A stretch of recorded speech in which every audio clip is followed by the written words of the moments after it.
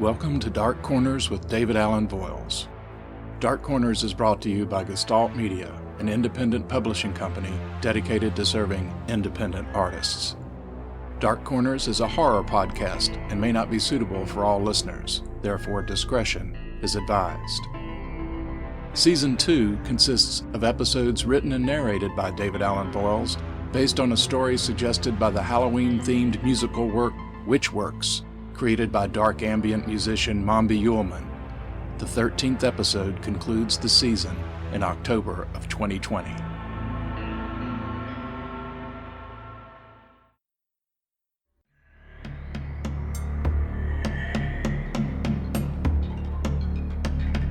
Chapter 8, Voodoo Dolls. Daniel, what are you doing? Daniel did not turn around, but remained standing amid the rubble of the gloomy room. Laura stepped through the arched doorway to join him as he stared at the wall. She reached out and touched him lightly on the arm. Daniel turned his head to stare at her. His face remained blank, as if he didn't know who she was, or that he didn't care. Daniel, what's wrong? He blinked, and then frowned. Laura. A statement, not a question, not an exclamation, just a statement of recognition. Daniel, what are you doing here? He raised a hand and rubbed his brow, and slowly seemed to rise out of the funk he had been in. I don't know. How long have you been here? I don't know that either. I've been calling since around 8 this morning. When you didn't answer any of my texts or messages, I got worried and drove out to the farm. Since your car was there, but you didn't seem to be home, I thought you might be up here. I'm sorry, Daniel said softly. He took a few steps around the room as if he might find a clue as to why he was there. What's the last thing you remember? Daniel stopped and frowned again. I remember making a pot of coffee, and sitting on the porch thinking how this was the first cool morning we've had in a while.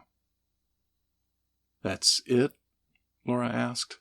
You don't remember thinking about maybe taking a walk? Daniel stood thinking for a moment. No, the next thing I know, I'm here. And you are too. Laura's concern was etched into her face. Let's head back to the house, she said. Daniel nodded, and together they started to make their way back onto the large, open factory floor and exit what was left of the building through the gaping entrance. Hold it. What's that? Daniel walked over to a dark corner and knelt to move some broken bricks aside. He retrieved a doll, a small figure that had been only partially covered by the rubble. How could anything still be here after all the police that have combed the ruins since the discovery of those bones? And Stan Kobritz's murder? Laura asked. Yeah, exactly, Daniel said. There's no way it could have been just overlooked. In fact, it looks like someone barely put it out of sight, like they wanted it to be found. Laura took it from Daniel and studied it. The doll was a plastic figure of an angry-looking man in a black suit, with dark, thick eyebrows and a black beard. Odd little thing. Doesn't seem like it would have been a favorite for any child. It's in good shape, even though it looks old, like an antique toy. Do you suppose it was made here? Seems likely, Daniel said, but when did it get here? And how? Laura nodded. Like somebody put it here for you to find. Recently. This doll business is getting really unnerving. I don't know if I were Deirdre if I could stay in that house after what happened with her kids' dolls. Yeah, really. Deirdre's one tough cookie. I gotta hand it to her. But isn't she worried about her girls? I mean, what could have moved those toys around that night? And how did this one get here? Daniel took the toy back and looked it over as if some clue might become obvious. I'd like to know if it's a Black Cat original or not. I bet Mr. Weichel would know. When Daniel noticed Laura's raised eyebrows, he explained. A friend of my father's, but he also runs an antique store. I'm pretty sure he'd know. Seems worth a try, Laura said, but before you do anything else, I really want you to make an appointment with your doctor. Daniel frowned. Blackouts with no discernible cause are definitely something to pay attention to. Doesn't sound like your adventure this morning is a result of a fall or a drinking binge, so you need to check it out. Daniel looked away and said, Yeah, I'll call Dr. Ranford and set something up. I'm serious, Daniel. I don't want to scare you, but there could be something going on neurologically. Acting sooner rather than later is really important with things like that. He nodded and took her hand. Okay, I will. Promise.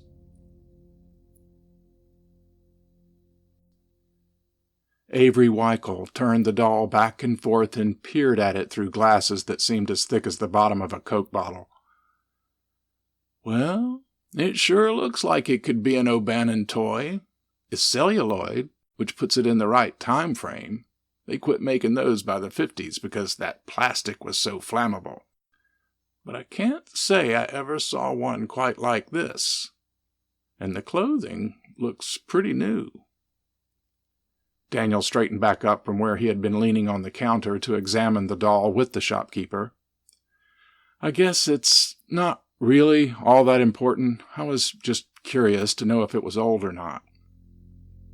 Mr. Johnson said he was coming in late this afternoon. If there's anybody who would know, it's him. Oh, Daniel said. Yes. Sidney Johnson, the heir to the O'Bannon estate. He owns this shop. I just run it for him. It's a hobby for him, but since he doesn't really like the business end of it, he leaves that to me. You know him, right? Your father worked for him when he was in school. Oh yeah, right, Daniel said. The phrase, heir to the estate, prickled a bit since it made Daniel think back to how Esther Thompson had implied to Deirdre that she and Daniel might very well be actual direct descendants of the toy tycoon. How did Mr. Johnson end up being so close to Harold O'Bannon anyway? He asked. Sidney started out as a personal valet to Mr. O'Bannon in the early 60s, I believe. After the fire, O'Bannon was confined to a wheelchair, and his wife, Fiona, was pretty frail, so being as dependent on the young man as he was, the two men got pretty close. I guess, since O'Bannon never had children that survived to adulthood, he kind of looked at Sidney as a surrogate son. He trained Sidney in all the affairs of the company and the estate, so Sidney was pretty much already running things when the old man died in '83. I don't think my father much cared for the man, Daniel said. That's true, Avery chuckled. Your dad held his cards close to his chest, but he got a bit freer with his opinions once he had a beer or two inside him. Did you and Dad stay close through the years? I don't know if close is the word for it, but we were friends, yes, Avery said. He peered over his glasses at Daniel and said in a low voice, I was the one who found your father, you know.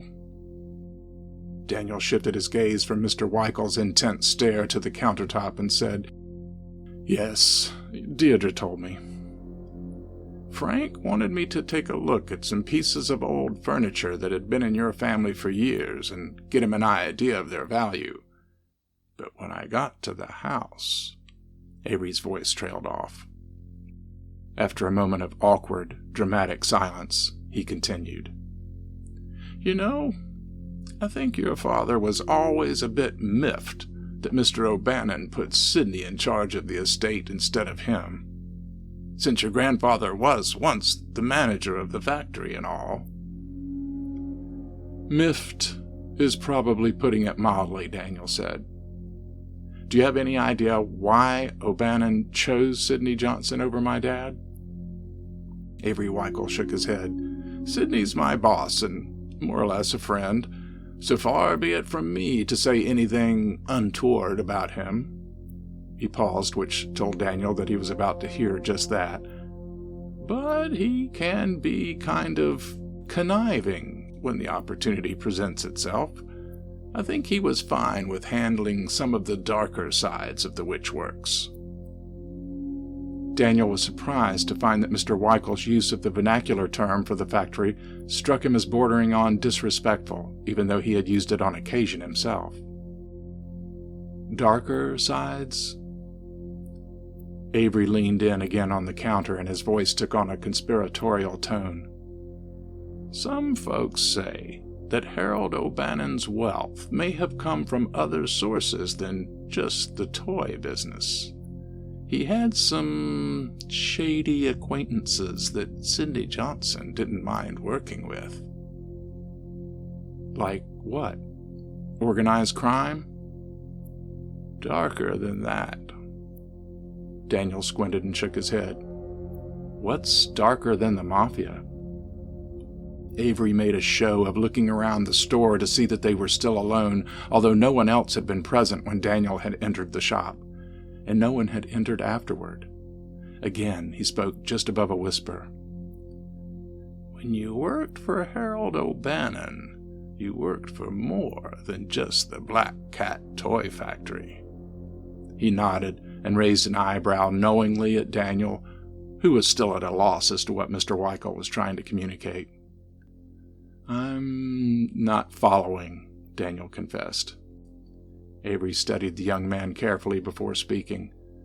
"That's probably best, in hindsight."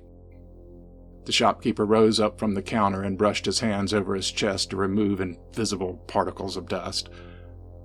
"So, would you like to leave this doll for Mr. Johnson to evaluate? If it is indeed a product of the witchworks, it might be fairly valuable. If you wanted to sell it, you could leave it here on consignment." Sure," Daniel said after a moment of hesitation. Hearing witchworks annoyed him again, but he pushed the irritation aside. "I hadn't really thought about that at all, but it's not like I'm attached to it. I was really just curious about it. Besides, won't Sidney Johnson feel like it belongs to him anyway since I found it in the factory?" "I don't have to mention that," Avery said. "In fact, it might be best not to draw Mr. Johnson's attention to the fact that you were technically trespassing on his property." Daniel bristled at the mention of trespassing. As the closest residents to the factory and descendants of former employees, the idea that his presence there could be thought of as trespassing was something he'd never once considered. "You know what?" he said as he made jazz hands at Mr. Weichel, followed by a pinched smile. "Don't even worry about it.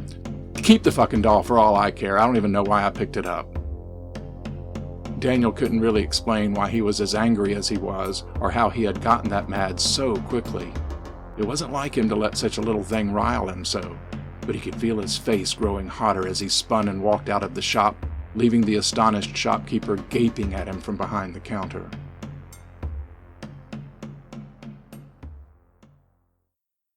Sidney Johnson pulled the 1971 Bentley that had been his boss's pride and joy into the private lot behind the antique shop. He usually drove the Olds on his infrequent trips into the small downtown area of Maria Bay, but on days when he checked in with his employee, he relished the opportunity to flout his wealth and good fortune a bit. "Ah, Sidney, I see you made it after all," Avery Weichel called out to his employer, who entered the show area from the back office. Avery folded the rag that he had been using to clean the silver service set in the front window. Sidney Johnson cringed at the familiarity Weichel claimed. He had not worked for 20 years under Harold O'Bannon's tutelage just to fraternize with shopkeepers and servants. Still, the service Avery Weichel provided him was worth more than the meager income gained from the modest sales of old furniture and curios. The annoying little man's gossipy ways enabled him to ferret out information about the established gentry of Maria Bay that had often proved quite lucrative to someone with Sidney's talents. For that, Sidney could overlook Weichel's small indiscretions. "You said you had something for me," Sidney asked. Weichel retreated to the office and came back holding a large envelope which he handed to his boss. Sidney unwound the string binder that secured the envelope and tilted it so that several photographs slid out onto the countertop. "I don't think Mrs. Wortham would be thrilled with these photos of her husband and the young lady with whom he was dining. I was lucky to be at the right place at the right time. You'll note I even caught a kiss that seems quite damning." Sidney thumbed through the photos and nodded with satisfaction as he slid them back into their holder. "Good. You know how to handle this. It's not money I'm after, but compliance. That stupid rag he calls a newspaper has caused more than enough problems for me as it is." "I'll take care of it," Weichel said. "How are sales going? Doesn't seem that the news coverage has slowed down the flow of tourists." "Not that I can tell," Weichel answered. "I'd say we've done better than average for this point in the season." "I see you've moved some of those monstrosities we picked up from the Peterson estate sale," Sidney said as he ran his eyes over the clutter of stuffed chairs, small statuary, and glassware. As he turned back to Weichel, his eye caught a dark form on a shelf behind the counter. "What's that?" he said, pointing to the figure clothed in black. Weichel turned to see what his employer referred to. "Frank Thompson's boy brought that in earlier today," he said as he lifted it from the shelf and handed it to Sidney. "I was going to ask you about it. He wanted to know if it might be from Black Cat." "Too new to have been something we made," Sidney said as he turned the doll over to inspect it. "Doesn't really look like it was meant for a child," Weichel said. "A bit sinister, seems to me." "Not all the dolls were created as toys," Sidney said. Sidney flipped the coat back enough to see the inside lining. A tiny pocket was positioned where one might find an inside pocket in an adult's coat. He pulled out a small knife and snipped enough of the threads to remove the material that made that pocket. Sidney turned so that the sunlight from the window shone on the doll, and he peered at the small patch of wool. On the inside of the pocket was the outline of a cat's head stitched with black thread shinier than the black wool of the coat, visible only when it caught the light just right. Sidney's frown caused Weichel to ask, "Is there something wrong?" "This is one of his," the owner said quietly, more to himself than to his attendant. "But how could it be this new?" He turned then to address Weichel directly.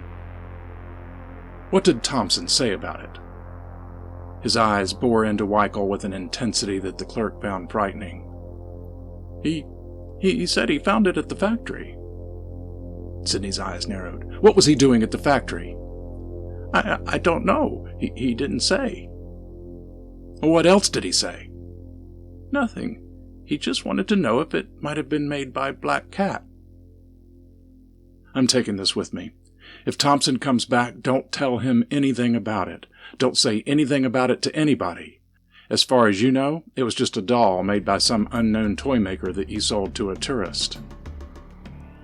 Weichel gulped and nodded. Sidney glared at him for a moment, and then left the store through the office, clutching the doll.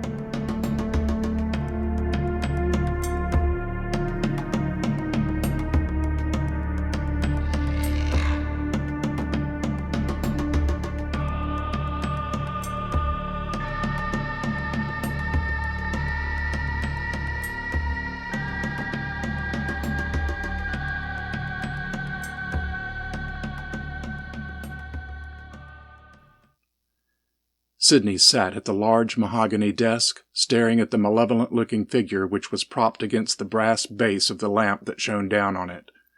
Its small, bearded face seemed to grin at the man who had brought it back home. "What are you up to, old man?" he said softly. He thought back to the summer evening in 1983 when he had assisted Harold O'Bannon in a strange ritual in the same room where he was presently sitting.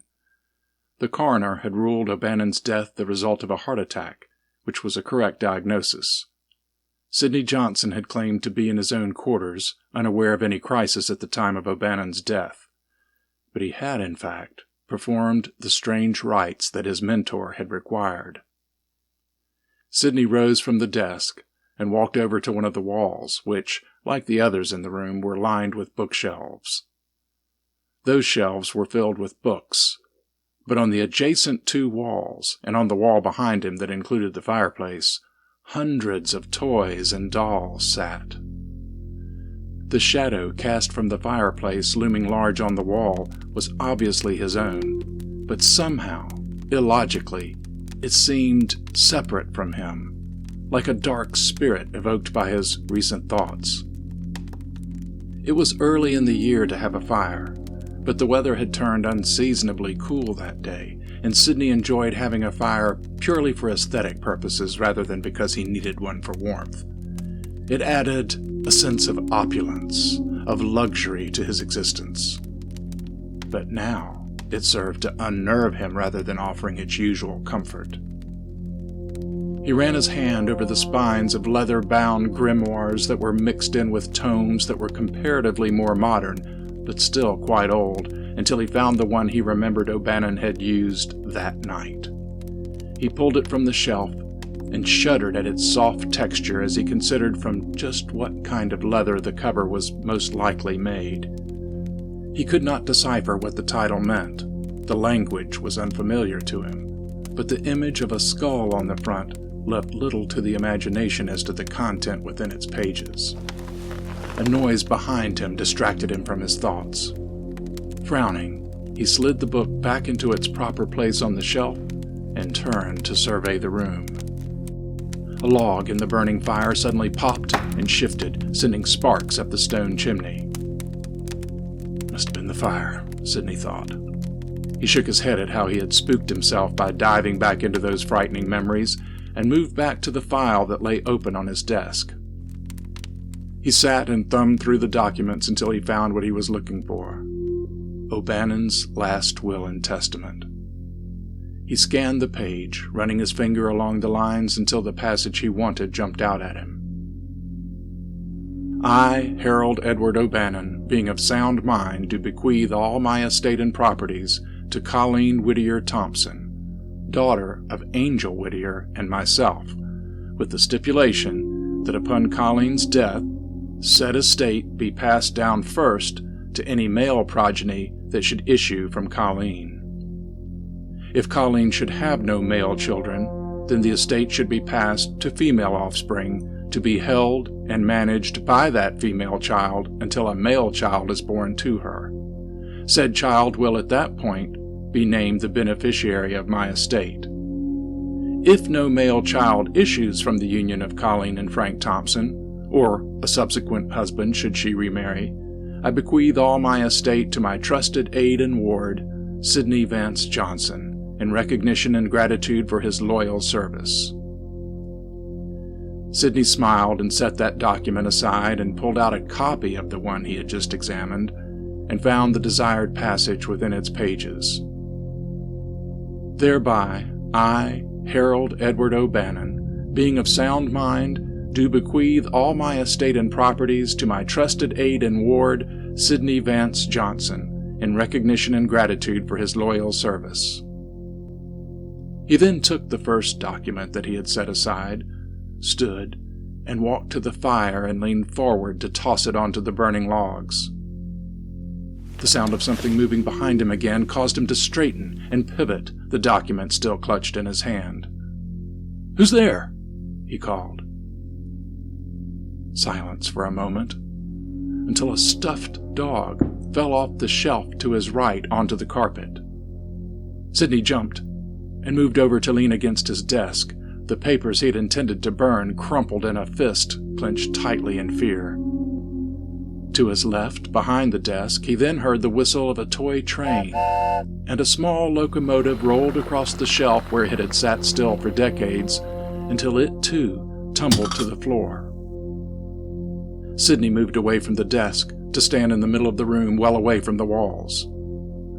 "Who's doing this?" Sidney demanded, a voice shrill with fear. "Show yourself!" "It's me, Sidney," just a whisper, barely discernible. "Where are you, damn it? Come out where I can see you." "You'll see me soon enough, laddie." A bit louder, and a voice that Sidney recognized with a sick sense of horror. He hadn't been called laddie in years, and there was only one person who had ever called him that. To his left, Sidney was aware of motion. The doll that had been sitting on the desk rose from its sitting position and turned to face Sidney, and it tilted its head as it studied him. Sidney gaped with eyes wide and mouth working like a fish just pulled out of water. The disembodied voice spoke again. "You've betrayed me, Sidney, and I don't like that. No, I don't like that one little bit." A music box began to play, and then another joined it, its tinkling tune discordant and eerie when mixed with the other. Then all the music boxes in the room came to life. Miniature carousels and Ferris wheels, pirouetting dancers and spinning windmills turned under their own power all around the room, adding their melodies to the cacophony of lullabies and jingles to create a terrifying orchestra. Movement again on the shelves, all of those with toys, those on either side and behind him. Small stuffed animals of all kinds, dogs, kittens, pigs, and horses, walked to the edges and jumped, their bodies making soft plopping noises on the carpeted floor. Clowns, dancers, soldiers, wind-up robots, cowboys and Indians worked their way to the edges and began their climb down to the floor. They hung off the edges of the shelves, extending their tiny arms to help their comrades above and below so that all could descend. Sidney's disbelief and fear had frozen him in the center of the room as he watched the toys come to life. But when the figures on the floor had nearly reached his feet, his paralysis broke, and he dashed to the library door, dropping the papers onto the carpet. He gripped the handle and jerked it frantically, but the door was locked. "How? Who's... Let me out!" he bellowed as he pounded on the door. Laughter filled the room. One lone adult male laugh mingled with the tinny laughter of little children, or toys. Sidney felt a pull on his right pants leg, quickly followed by one on his left, and then pain as sharp teeth bit into his calf. He turned and swatted at a soldier and a clown that were climbing up his legs, but they held on in spite of his blows. More toys climbed over his shoes and up his calves, biting and scratching as they went. More and more, climbing higher and higher, and the laughter mixed with the music and his cries until eventually all fell deathly silent.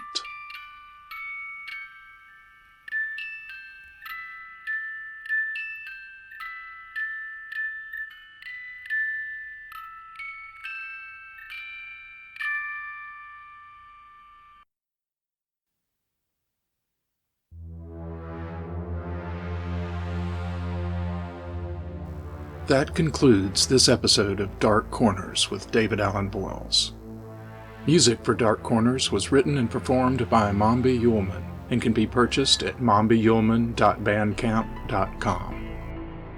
For my latest projects, you can always find information at my official website, davidallenvoyles.com.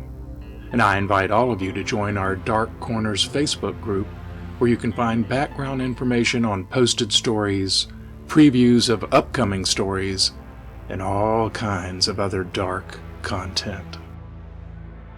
Hope we meet again soon in the Dark Corners.